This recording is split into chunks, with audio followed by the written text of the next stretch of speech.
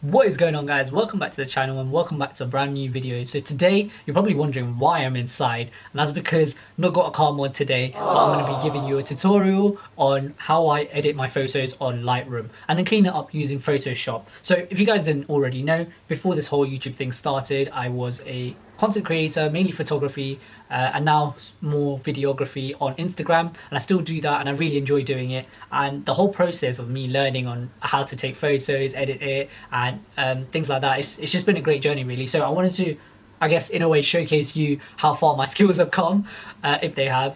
By no means am I a professional, but I think, you know, I'm quite happy with how my edits are coming along and things like that. So I wanted to give you a bit more of an idea on how I edit my photos, my style of editing, and yeah, give you a bit of an insight into how, I guess, impactful editing is. So firstly, what I'm going to be doing is showing you a couple of before and afters of, you know, some of my edits, my last Instagram post, and one of my favorite edits I've ever done. We'll talk through that quickly, and then we'll move on to, I guess, a photo I'm going to be posting later today or tomorrow, like literally a step-by-step tutorial on how I edit my photos on Lightroom and then clean it up on Photoshop. So yeah, and as usual, make sure you like, comment, and subscribe. Obviously, you know, all the support you guys have been showing has been amazing so far, and it really, you know, helps to motivate me to put out content, something different for you guys. So, you know, if you do have any ideas, leave a comment down below and I'll try and work out something. Obviously, the next few months is going to be a bit stressful because I am a third year university student, so I've got a lot of assignments and coursework and all that nonsense coming up. So I will be stepping a little bit back from it and, you know, taking some time to focus on my education, I guess. But I'm going to try, you know, bring out at least one video a week, and definitely keep posting on Instagram and things like that. So make sure you go check out my Insta, and let's crack on with the video. Okay, so what I'm going to do is open up Lightroom, and we'll go through some of the photos that I've already edited. I have done quite a lot, to be fair, and straight away one of I guess my most favorite photo pops up. But before that, I'm going to show you my latest Instagram post. So this is the post. As you can see, in my personal opinion, for the quality of the photo that was taken, it's not a bad edit. So I took this on my iPhone 11. Yeah, iPhone 11, which, you know, these days the camera quality on phones are ridiculous, like the Pro Max and all that stuff, ridiculous quality. But you know, you can't beat the quality of a proper camera. And for example, this was taken on one of my friend's camera. I think it's the Sony A3 or something techie like that. But yeah, you can see that the photo is so much clearer, more crisp. Obviously, he's already done an edit on it, but yeah, the quality that comes out of a camera is on a completely different level to a iPhone. But you know, at the end of the day, if you're just starting off, you don't need some fancy 2-3K camera. Your phone camera can do. And what I'm trying to show you from this video is the fact that normal pictures, I guess, aren't as impactful as edits, because with edits you can bring out your own style firstly, and also it enhances the car's features on a completely different level. So yeah, it's definitely worth, if you do take photos and things like that, go into Lightroom, which I believe is a free app. What I forgot to mention is you can either use the mobile version or the desktop version, and I personally prefer the desktop version now. I started off using the mobile version because I was clicking photos on my phone and it was just easy to I guess access it and edit it. But now that I've learned a bit more techniques and things like that, I prefer using a cursor, which is why I use the desktop version of Lightroom. So before I start rambling on about it, let's just look at the before and after. So that's the, you know, the raw picture that I took on my camera, and as you can tell, it's a massive difference, right? It is like, editing is so powerful. You can make something seem 10 times better than it actually is, and in this case that's exactly the effect I was kind of going for, right? This is very dull, the colors are very bland, nothing really jumps out at you, and the fact that the I guess the angel eyes, they're so like overly bright, if that makes sense. The whole picture, I mean, it's not a bad picture, but even like the sizing, it's not level, it's and things like that. So as you can see from the edit, it's completely different, definitely worth doing. And let me show you my most favorite edit. This Okay, I don't know how I got this. Okay, this was taken on my camera that I'm actually using to record. It's a Canon 750D, and this picture came out so crisp. Let me show you the before. Like, the picture itself already looks amazing, which is why when you edit it, it looks much better. But as you can see here, all this bit, there's too much shadows. You can't really see the wheels and things like that. But in this edit, everything's just jumping out at you.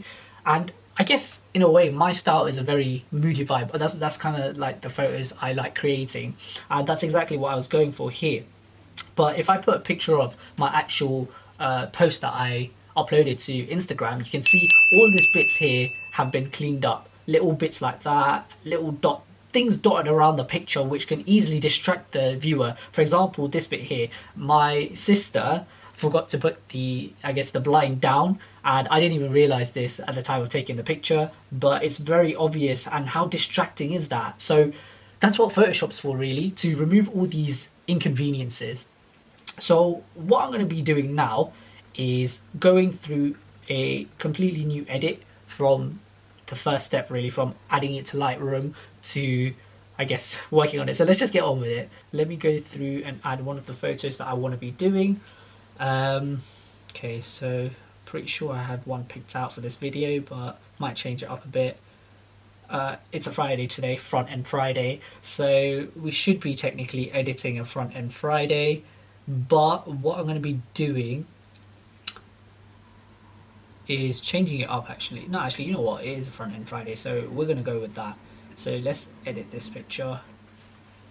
Again, so the pictures that I've already got on my desktop, the pictures I've already got on my desktop are pictures that I've already, gone through, selected, which ones look the best, things like that. So it's already quite easy.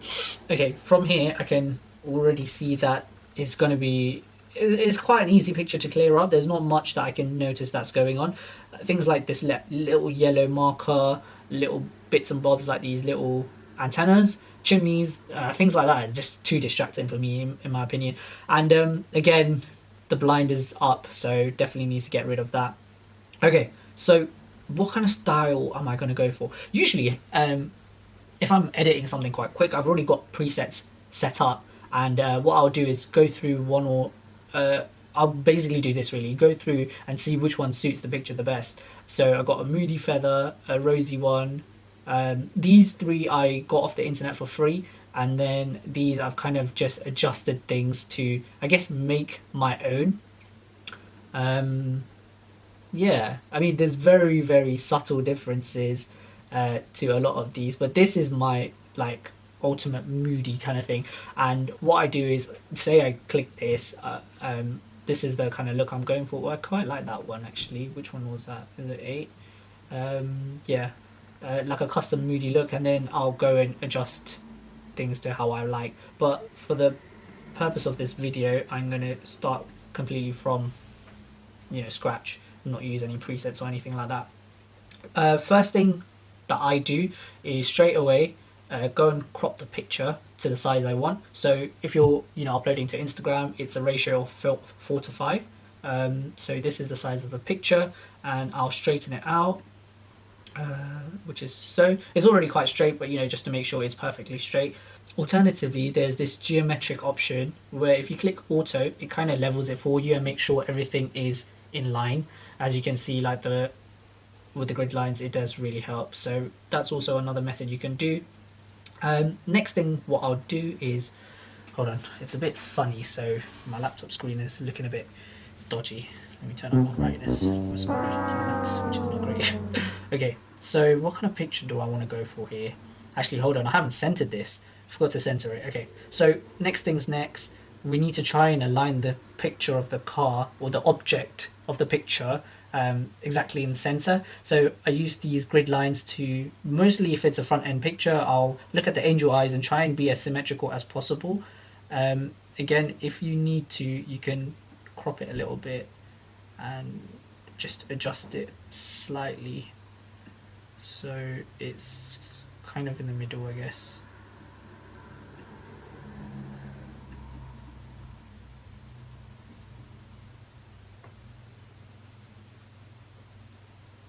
Sorry, I've just gone really quiet because I'm trying to focus That looks very, very similar to me, like so. There we go. We'll do that. I think that's as center as possible. Next thing what I'm going to do is, I think we'll leave the exposure. Honestly, with these things, it's just trial and error with the style you want to go for. So I'm gonna decrease the exposure slightly. I think increase the yeah, slightly increase that. Highlights, we're gonna, yeah, definitely decrease the highlights. Don't like to go overboard, but we'll leave it at that for now. The thing with this is there's going to be a lot of going back and forth. Definitely need to put up the shadows here because you can't see the front end here. So what I'm going to do is put this right up and see how much of a difference that makes. See, now the whole front end is much clearer. So it's just really about adjusting how much you want it to show. I think that looks good for my taste. Yeah, honestly, I don't really have much advice other than playing around with these. Don't increase it too much, like all the way to the hundreds and minus hundreds, but play around in the smallest differences make a massive difference. Or sorry, the smallest changes make the most difference. You know what I'm trying to say, right?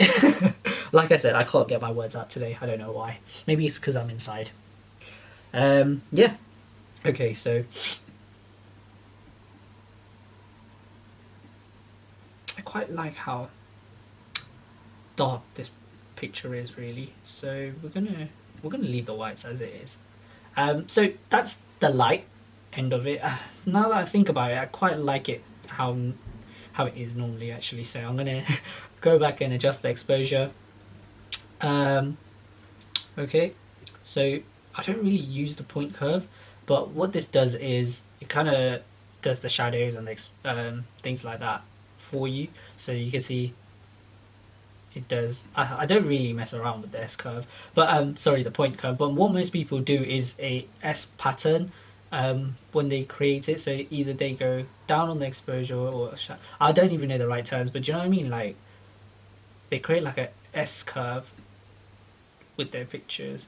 Again, I don't really mess around with the S curve, so or sorry, the point curve. Oh, I keep messing this up. I don't really mess around with the point curve. Okay, so the next thing we're gonna move on to is the temperature under color. So most of my pictures, I like to go with a slightly bluish tint, but then because this was taken at sunset, I quite like how warm the warm look is, and it really brings out the chameleon. So we'll go with this slightly warmer look than usual. Play around with the tint. Guess that gives it a bit more sunset-y vibes. Do you know what I mean? Usually, I like my vibrance quite low. Bring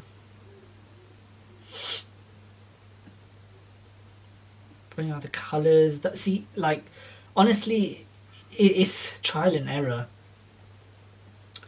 Gotta put that up a tad bit just to get the colours popping. So, for me personally, colour grading is quite a big thing. It can change the whole game of editing.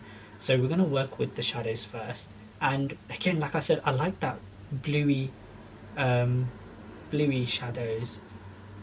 I've got just like blue, maybe because it's my favorite color. But because we're going with a bit more of a warmer look in this picture, I'm gonna go with something a bit warmer, such as you can see, that's the saturation if you go forward, and that's the hue color of the shadow. We're going to stick with a bit of a, usually with the hue, sorry, the saturation, I stay quite between 10 and 25 max, and just walk around the whole thing and see what really gives it that, quite like that yellowy tone.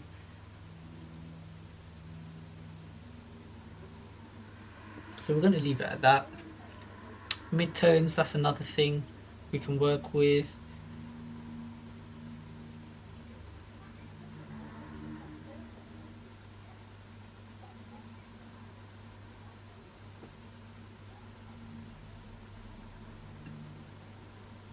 Let's blend it a bit.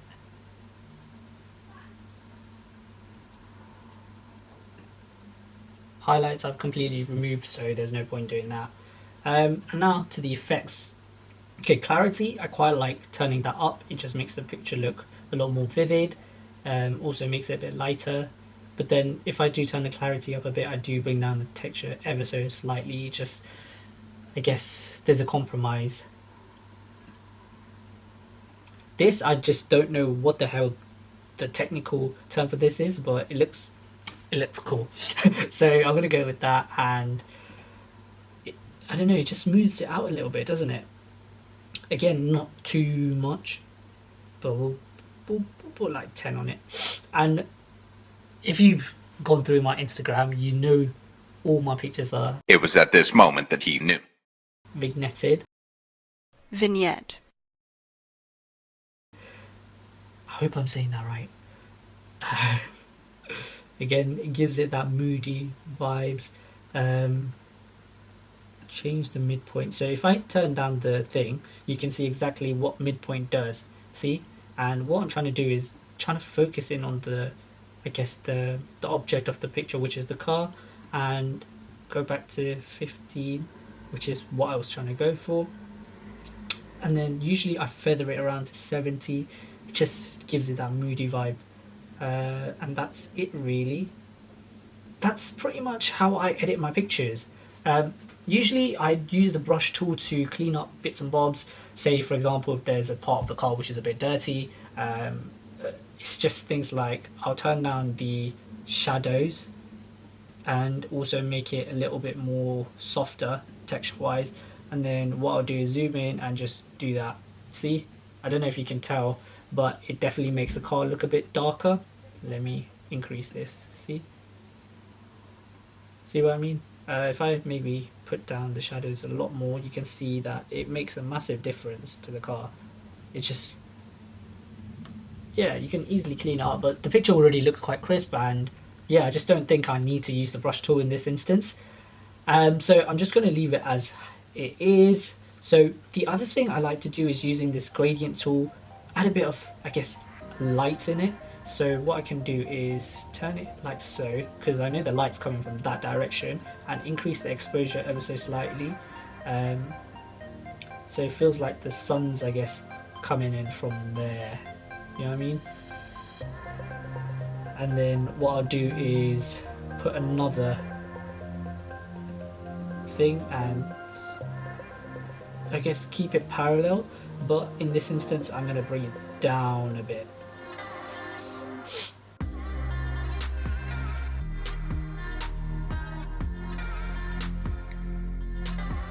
Yeah,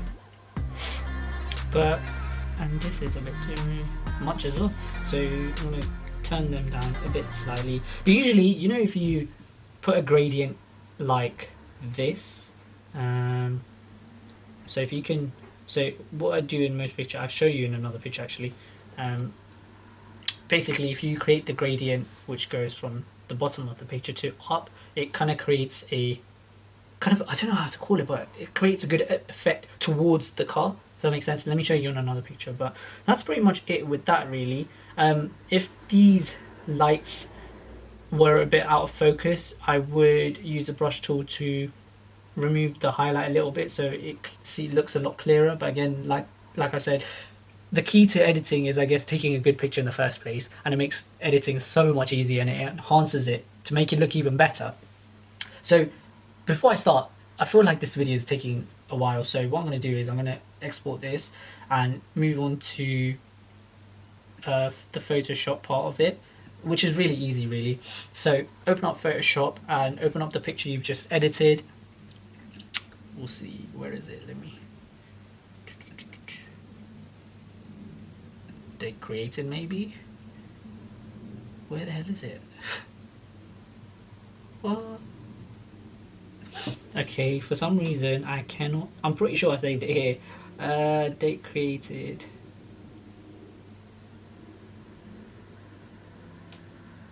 Oh no, I'm in the wrong folder. No wonder, for God's sake. Ah, that stressed me out.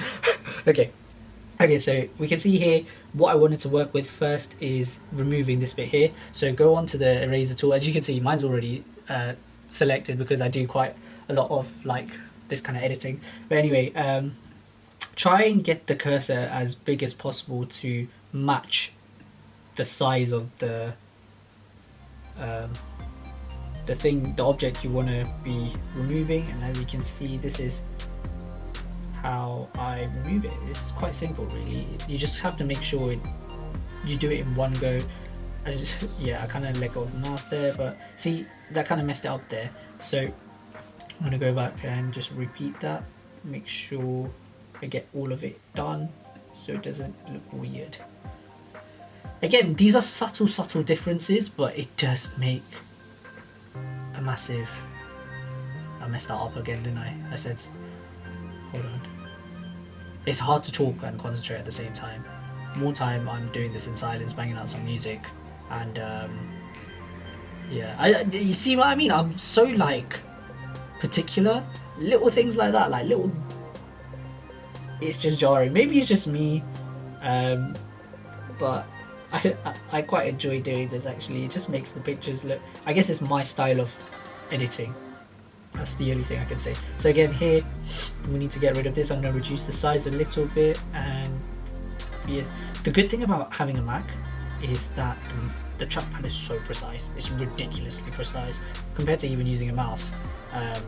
It's incredible, really.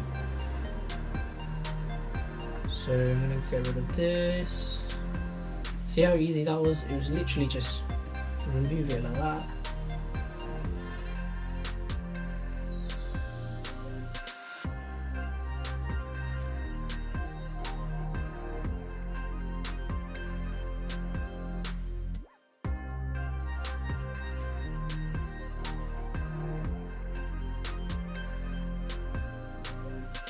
So there you have it, guys. That's how I edit my photos for Instagram on Lightroom and then clean it up on Photoshop. That's pretty much the process I go through every time, you know, I need to post a photo.